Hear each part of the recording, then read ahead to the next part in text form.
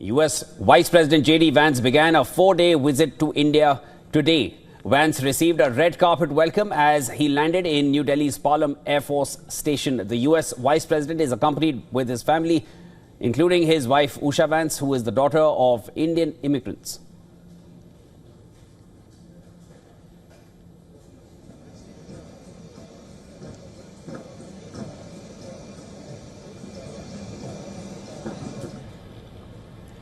The three Vance children came out of the plane dressed in traditional Indian attire. Vance was welcomed by Union Minister Ashwini Vaishnaw, a senior member of the Narendra Modi government.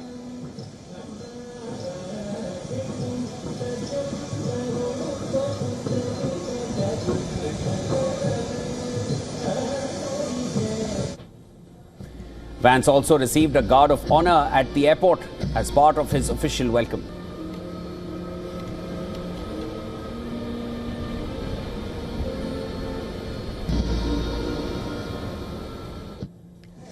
A troupe of folk dancers greeted Vance and his family after he stepped out into the sweltering sunshine of the Indian capital.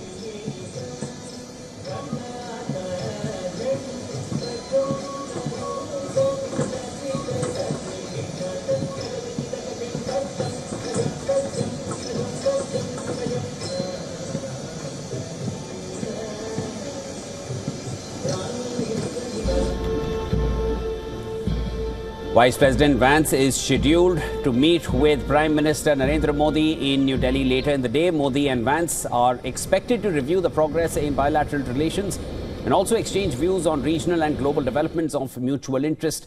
Prime Minister Modi will also host the US Vice President and his Second Lady of the US for a dinner at his official residence.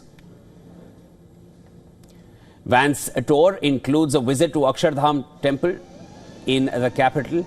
On the 22nd of April, the Vance family is visiting famous sites in Jaipur, including Amir Fort, and Vice President Vance is also slated to speak at the Rajasthan International Center on India-US relations under the Trump administration.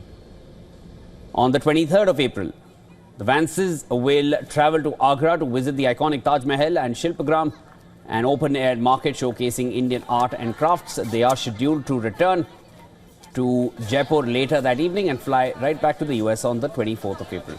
Meanwhile, there's an air of excitement in the village of Vadluru in Andhra Pradesh, which is the ancestral home of Usha Vance, the Second Lady of the United States.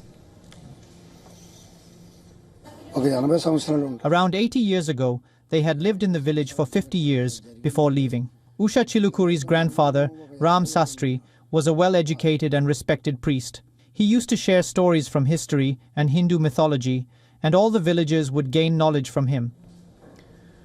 With growing global tensions, particularly in the US-China trade war, the visit is crucial as both nations seek to solidify their partnership in the Indo-Pacific region.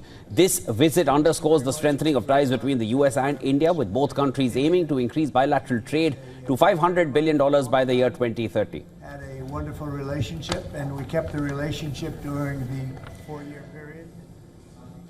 And for more on this, our Assistant Editor for Foreign Affairs, Siddhant Sibal, is once again joining me live. Siddhant, you know, there is a lot of talk about what to expect from this visit, what the talks are going to be like between J.D. Vance and the Indian Prime Minister, whether it's going to be regarding trade or tariffs. Anything that you were expecting to happen in this next meeting?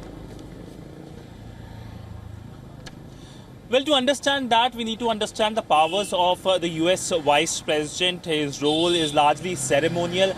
But the only significant thing about the US Vice President J.D. Vance and family's visit is, first, of course, is that J.D. Vance is seen as someone who can take over the mantle from Donald Trump in the next election. The second, of course, is connect with India through his wife. His wife is Indian ancestry. Already we know that his children in the Indian attire have stolen the show.